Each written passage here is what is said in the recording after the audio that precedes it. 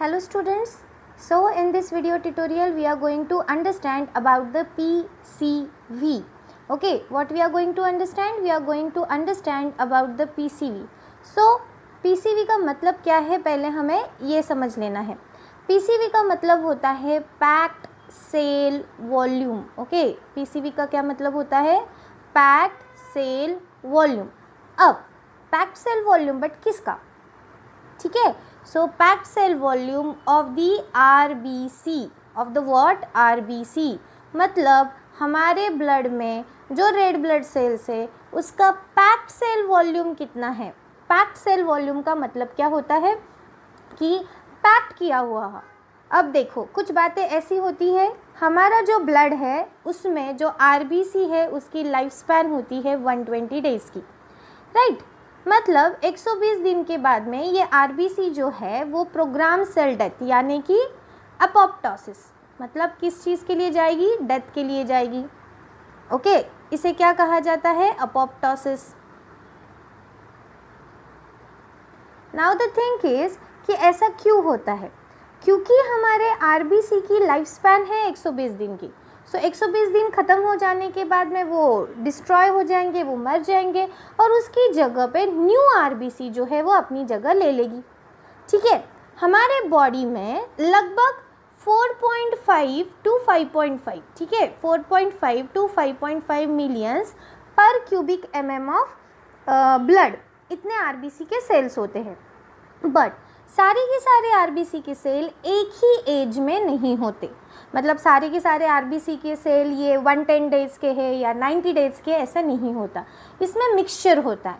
मतलब कुछ एज्ड वाले RBC होंगे जो अब ख़त्म होने आए, जिनकी लाइफ स्पैन ख़त्म होने आई है. कुछ अभी अभी RBC जो है वो मैच्योर हो रहे हैं और मैच्योर हो के सेल में आए हैं. कुछ अब ऐसे हैं जिनको बन के 60-70 दिन हो चुके हैं. मतलब मिक्सचर प्रेजेंट होता है. ठीक है, पैक्ड सेल वॉल्यूम में हम चेक करते हैं कि कितना सेल का वॉल्यूम, ओके, पैक्ड वाला मतलब जिसमें हीमोग्लोबिन प्रॉपर तरीके से पैक है, प्रॉपर तरीके से उसका शेप है, ऐसे कितने RBC के सेल्स हमारे ब्लड में प्रेजेंट है, हम ये PCV में देखते हैं. PCV का और एक नाम है जिसे कहा जाता है हीमैटोक्रिट. ओके, क्या कहा जाता है? इसका और एक नाम है जिसे कहा जाता है haematocrit. So let's go with the PCV और हीमैटोक्रिट.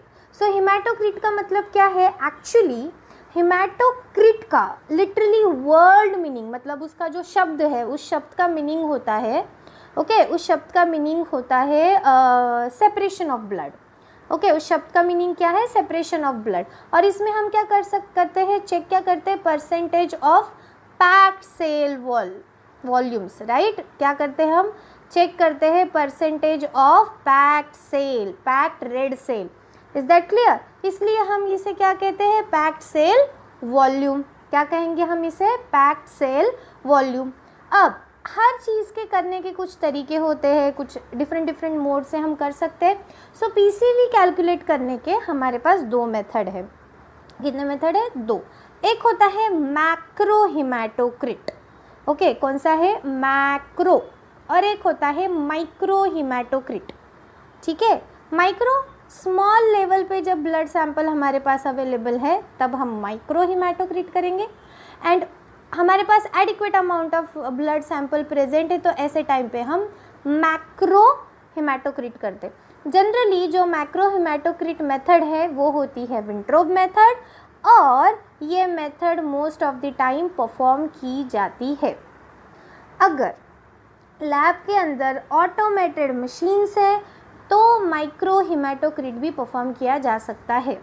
But we should know all the type of methods by which we can calculate, which we can estimate the PCV. We should go with both.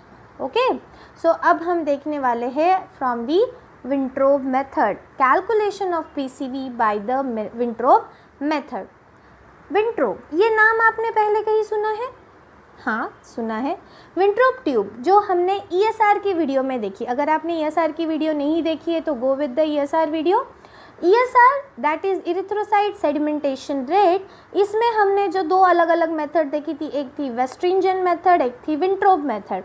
So विंट्रोब method जो है इसमें विंट्रोब tube का use किया जाता है, और यहाँ पे भी हम क्या करने वाले हैं, विंट्रोब ट्यूब का ही इस्तेमाल करने वाले हैं। Method is very very very simple. Look what we want to do, हमें ब्लड कलेक्ट करना है। हम ब्लड कलेक्ट करते हैं और उस ब्लड को एंटी कोआगुलेटेड बल्ब यानी EDTA के बल्ब में या सोडियम सिट्रेट के बल्ब में हम डालते हैं, ठीक है। उसके बाद में विंट्रोब ट्यूब के अंदर विदाउट बबल फॉर्मेशन हम वो ट्यूब को 0 मार्किंग तक फिल करते हैं। उसके बाद में हम उसको सेंट्रीफ्यूज करते हैं और फिर चेक करते हैं। सो सिंपल प्रोसेस है। सेंट्रीफ्यूज कितने पे किया जाता है और कैसे चेक करते हैं, let's go with that. So here is the video by which we are going to understand, okay?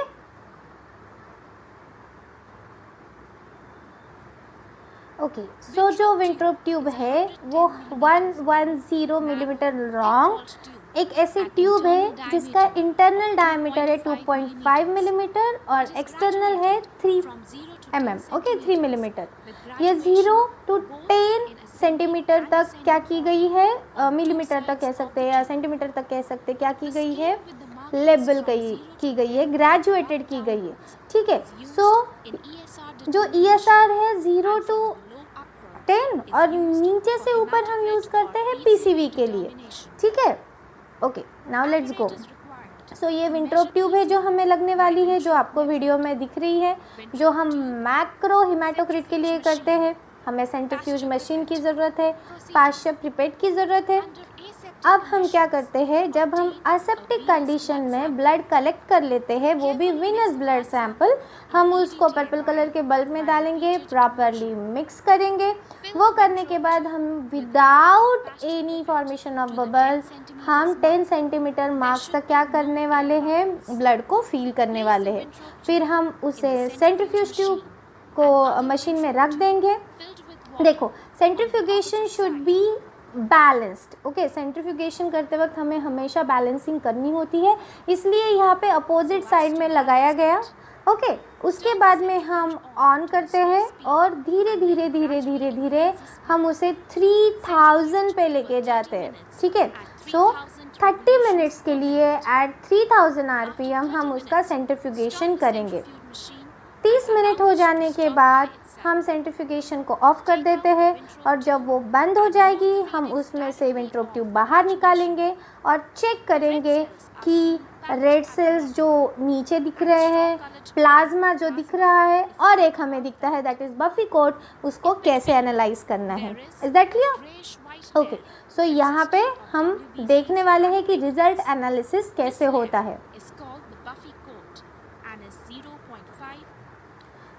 अभी हमने वीडियो में देखा कि हमने क्या क्या किया था, हमें क्या क्या चाहिए था। हमें विंट्रोब ट्यूब चाहिए, हमें सेंट्रीफ्यूज मशीन चाहिए, पाश्चर पिपेट चाहिए, पैकिंग एपरेटस चाहिए जो वीनस ब्लड कलेक्ट हम सैंपल कर सके, और EDTA की वायल चाहिए जो होती है पर्पल कलर की।